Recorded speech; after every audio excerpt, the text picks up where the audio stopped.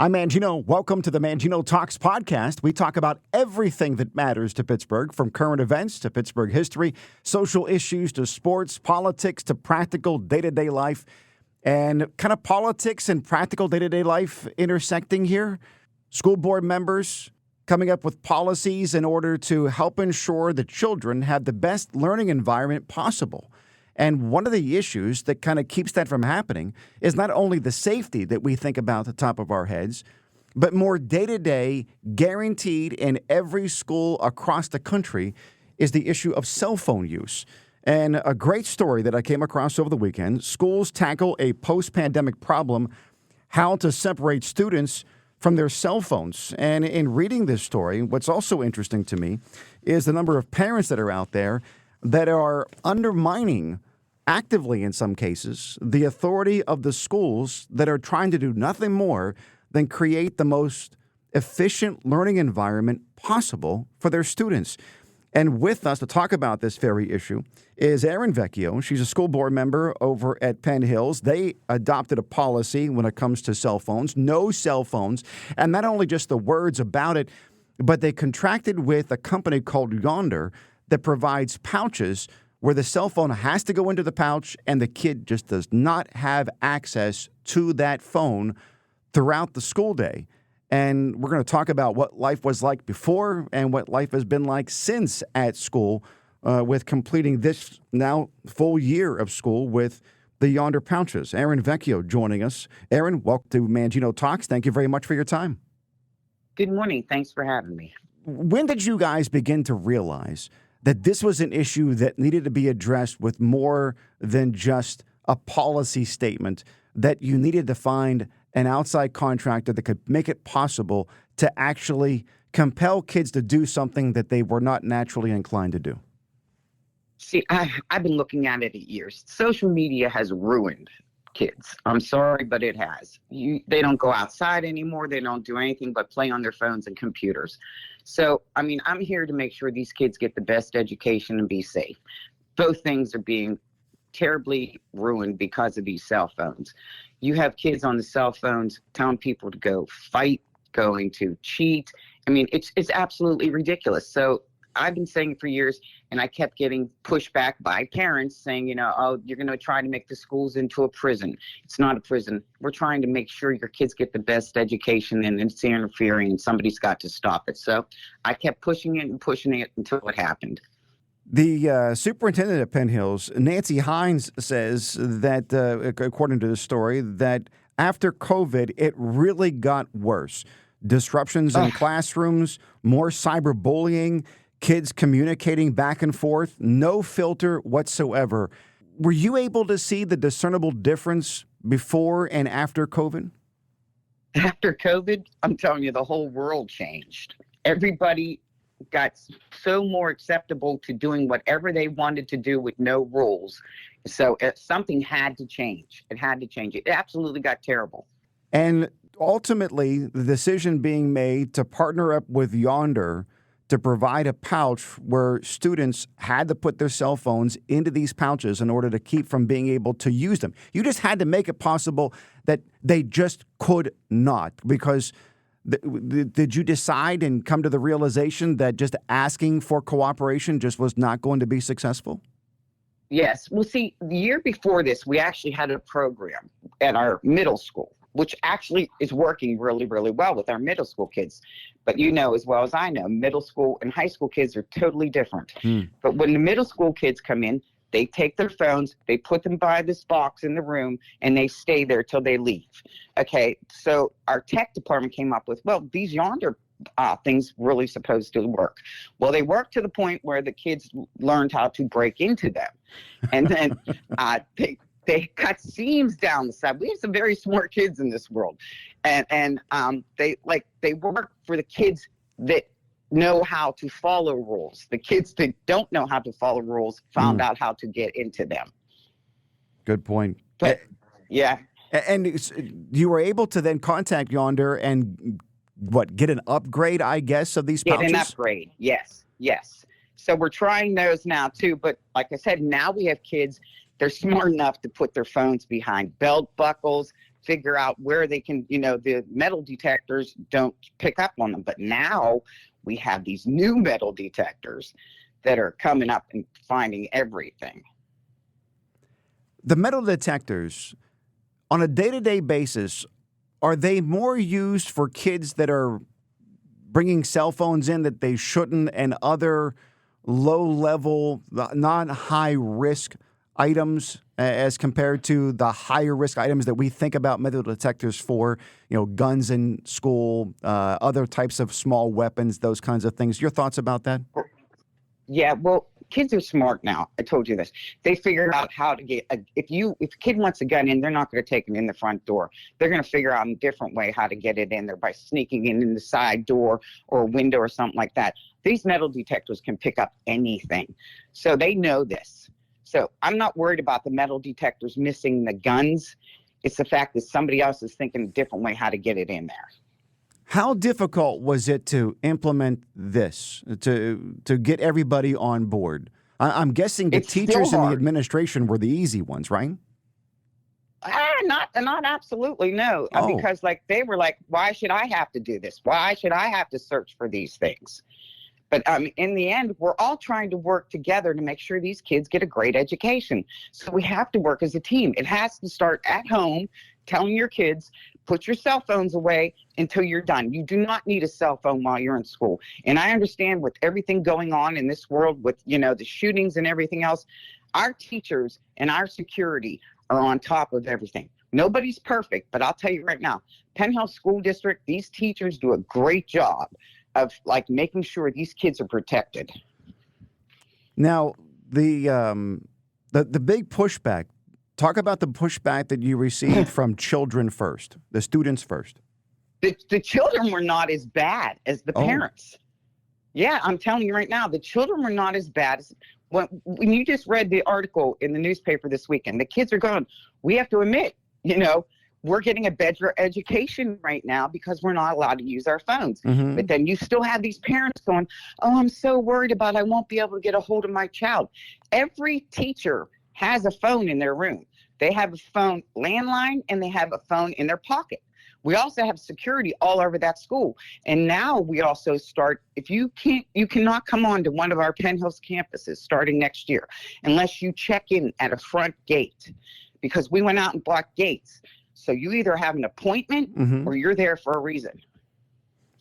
Now, parents that do come may have to come to the school in order to collect the cell phone that was apprehended, if you will, by someone at the school because a student tried to use a cell phone inappropriately in school time. Take it out of their Yondr pouch or just not even bother putting it in there in the first place. What was the thinking behind requiring parents to be the ones that had to come to collect the phone? Because put the responsibility on the parents, because these kids are still minors. Make the parents have to be accountable for your child. If they don't want to follow the rules and you're saying to them, oh, you don't have to follow the rules, well, you got to come pick up the phone. And you know what? Parents don't like that. So when parents are put out of their way, they say to their kid, well, maybe you have to listen to the rules because, you're punishing me by coming up to have to come up to the school. Sorry, people, but that's the rule. Rules are there to be followed. And if you don't want to follow them, I'm sorry, you can go somewhere else. How frustrating is it for you as a school board member, and if you would speak on behalf of the administration, that you have to come up with a policy to get parents on board in doing what is ultimately in the best interest of their own children?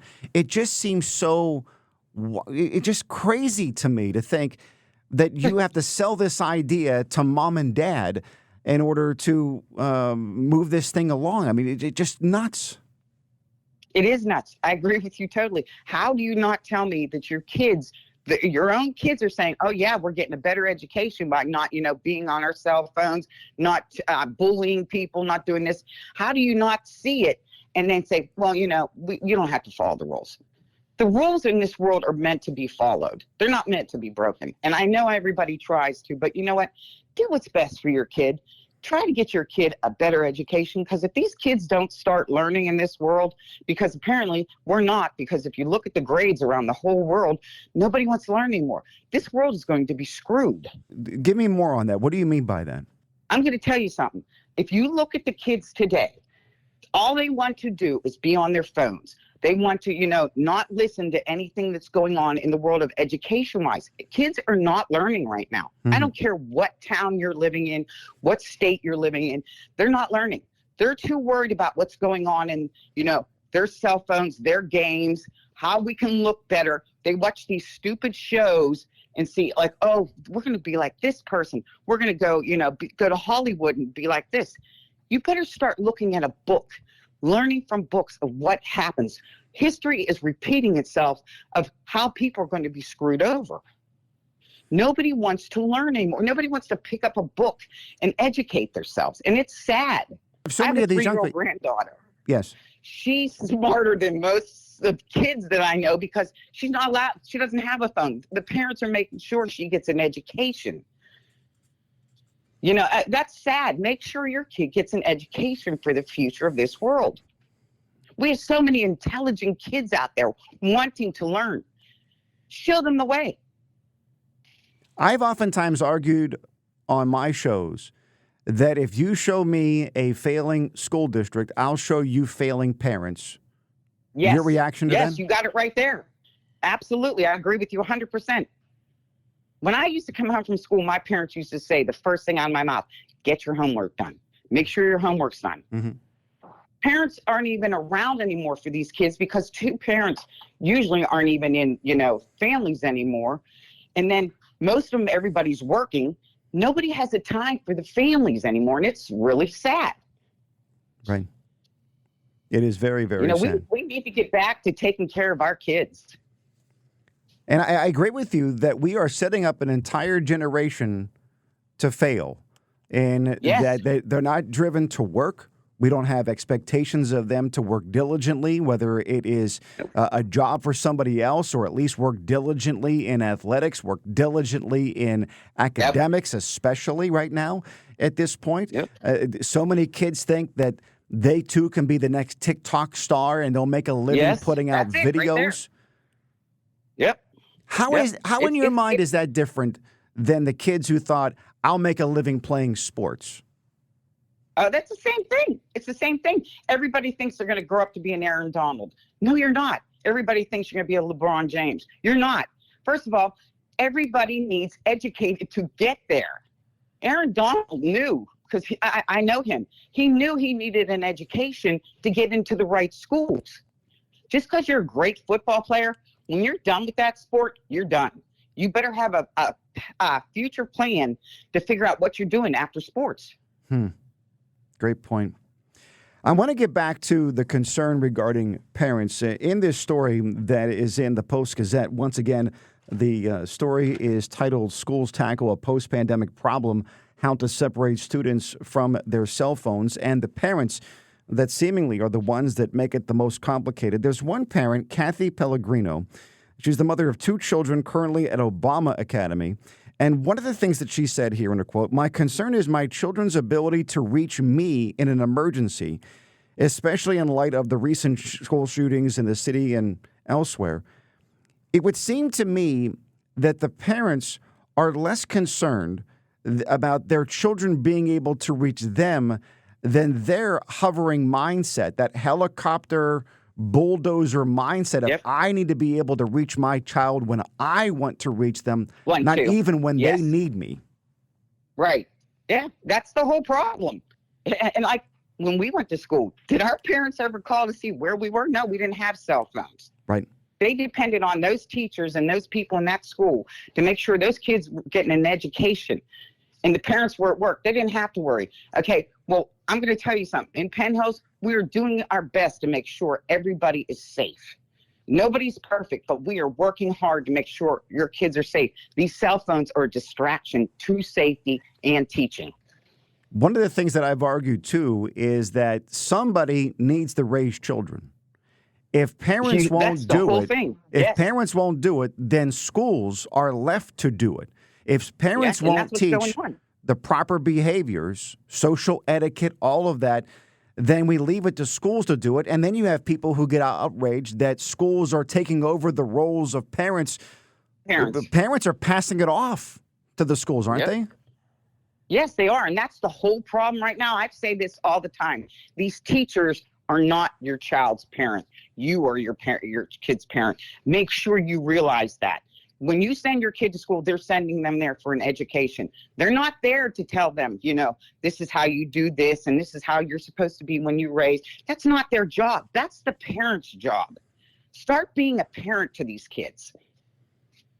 They don't need buddies. They have enough buddies. They need love and understanding from a parent. Structure, limits, discipline. There is none anymore. There's no structure in this world anymore. No. It's truly sad. I mean, they put it into their kids' head that, you do what you feel is best for you. If you want to have that cell phone out, you have it out. You don't have to listen to the rules. And there are certain kids that actually feel like that. But the kids that want an education put their cell phones away. Mm-hmm. But we still have those couple that think, well, I'm going to get away with this. No, you're not, because we're going to catch you. Wow. Yeah, and that mindset that I'm going to go and defend my child even when they're wrong. I don't know. We grew up in a different era. The last thing I wanted to do was get in trouble at school, because whatever happened at school, it was going to be twice as bad when I got home. At home. Yes, and there was always this mindset that they are in place of me, as my mother and father would tell me. If they say do something, you do it. You honor and respect them the same way you honor and respect me. Absolutely. There was no question about it. You weren't allowed to question it. You did it. Right. Everybody else was doing the right thing. You're supposed to be doing the right thing. Yes. Aaron, what's happening, though, in some respects, and you give me your perspective here, too, that you have parents that don't have the high standard of expectation from their own children toward them. How could they possibly then project that onto somebody else? Right. You said it correctly right there. That's the whole problem. With this policy, everybody wants, here's another thing. Everybody wants something for free. They don't feel like they have to work for it anymore at all. Wow. Just give it to me. Just give it to me. Yep, that's it. This policy... My kids were always taught, you work for what you need. Right. I mean, my kids were not perfect by any means, but God bless them. All three of them are doing fantastic now. You know why? Because they have an education. They are smart. Yes. Yeah, laying that foundation of expected behaviors, academically, behavior-wise, discipline issues when it comes to school, it doesn't mean the kids won't act out when they're young and dumb. It just means when they grow old and become an adult, that you're laying that foundation for productivity in their adult years. They're kids. They're going to make mistakes. Right. It's about what you're doing, though. Good. That's perfect right there. You said it exactly how it should be said. Every kid makes mistakes. But when you grow up and you learn from those mistakes, hopefully you learn from them mistakes. Right. This cell phone policy, not only is it benefiting kids that are saying that, yes, academically I am doing better, there's also a collective belief by schools that are implementing this that their ability to have social engagements is improving as well. So at the lunch table, instead of everybody staring at their phone while they're having lunch, they're needing to have conversations. Yes, perfectly said. You said it exactly how it should be. They should have these kids talking to each other, learning from each other. Instead, they're sitting there saying, who's this on Facebook? Who's doing that in the world? It's like, it's crazy. When we were kids, we used to sit there, have fun, and plan of what we were going to do outside of the house when we were young. Outside. These kids don't even have a clue what's going on outside. No, they don't. And we knew that we went outside and played and did stuff till the street lights came on. That's and then right. We came home, and we did our work. We went to bed. I mean, the world has changed so bad, and I'm sorry, I keep saying this. And I told the attorney at the school district, we need to look into suing social media because they have ruined these kids' lives. How would you do that? How would you accomplish that? I realize the frustration that you have, but how do you practically do that? Sue social media companies? Well, all kinds of school districts are getting together And here's my thought on this, okay? Ban them in the schools. Put some kind, they have those things that block stuff all the time. Yes. Block it that these kids cannot get social media in schools. I mean, if you see the things that they put on this TikTok and stuff like that, I couldn't even imagine thinking of this stuff when I was young. Right. I mean, it's crazy. The kids right now, I truly feel sorry for them. I feel sorry for my grandkids. Would you be more inclined to lower the restriction on cell phone use at the school if it was limited to just an individual's ability to make a phone call or a direct text? Yeah. You know what, though? They're still texting each other to meet over here for a fight. Oh, so, no, I wouldn't be for that. All right. Yeah. All right. They're texting people to bully people. I mean, I'm telling you, these phones have destroyed these kids' lives. Wow. The bullying that goes on with this. Oh, it's terrible. One of the things that I want to do different about this show is not just talk about the problem. I want to empower individuals who listen to know that they have a role that they can play to make a difference in society, that they're just not at the mercy of government, federal, state, local, or big institutions. As you're looking at this issue, and the people who are listening to you right now, what can they do to make a difference on this issue to improve the quality of education, social skills of children, and then as a result, truly impact the leaders of tomorrow? How about mentoring? Everybody has to get out there to help these kids. They have to tell them, cell phones and social media is not your life. How about going out there and telling these kids, read a book, talk to people, go sit in a senior center, talk to the people that live these lives, see what really goes on in this world. So we all need to start to get together and talk, not on your cell phone talk. Get out there in the world and actually talk with people, go to a park, go anywhere, just as long as there's people, and talk to people again. That's what we used to do. I make sure my kids come here mostly every Sunday to get a meal and let's talk and, hear what's going on in their lives and that. Mm-hmm. That's the whole problem. Nobody wants to be a family anymore. That's an interesting point, too. That's the way that it was when I was growing up. Sundays, yes. You go to grandma's house. Everybody's going to grandma's house. Yes, it does, but that's not what's going on in the world anymore. No. I mean, you go to a restaurant, everybody's on their cell phone. You go to church, you see people on cell phones. It's sickening what's going on.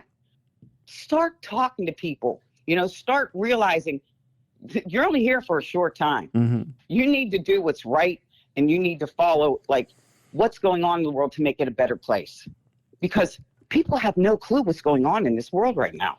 They're living in social media and have no real appreciation for what really ultimately matters. Yes. That's the best part. They think the Kardashian families are real. I mean, that blows my mind. These little kids want to grow up to be Kardashians. Are you kidding me? Right. Grow up to be a scientist, to change, or a doctor, to change the world. Find something good in your life. Exactly. Very well said. Aaron Vecchio, school board member at Penn Hills. We're talking about the story in the Post-Gazette, Schools Tackle a Post-Pandemic Problem, how to separate students from their cell phones. Aaron, thank you very much for your time. Do appreciate it. I thank you so much for calling me. Anytime you need me, please call. Will do. Thank you. And thank you for listening to the Mangino Talks podcast. New episodes drop Monday through Friday at 3 p.m. Eastern. For more on me and the show, be sure to visit manginotalks.com. Follow me on your favorite social media platform by using @ManginoTalks, or you can just Google Mangino Talks. Once you find me, please like, follow, subscribe, and share the pages with your friends and family. And thanks again for listening to the Mangino Talks podcast.